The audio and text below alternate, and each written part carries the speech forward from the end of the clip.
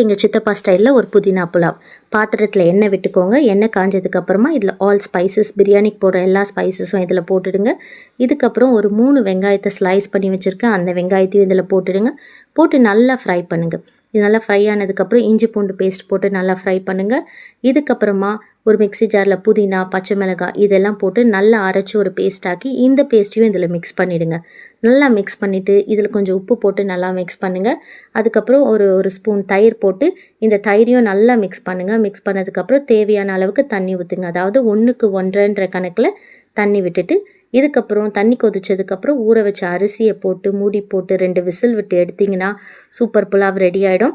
இதில் கொஞ்சம் key and கேஷ்யூநட்டை போட்டு மிக்ஸ் பண்ணி இறக்கி பிளேட் பண்ணிங்கன்னா சூப்பர் புலாவ் ரெடி ஆகிடும். இதுக்கு சைட் டிஷ்ஷாக ஒரு 2 பாயில்டு எக், ஆனியன் ரைத்தா, அப்புறம் கொஞ்சம் கிறிஸ்பி சிக்கன் இதை வச்சு சாப்பிட்டு பாருங்கள். செம்மையாக இருக்கும். சாப்பிட்டு என்ஜாய் பண்ணுங்கள்.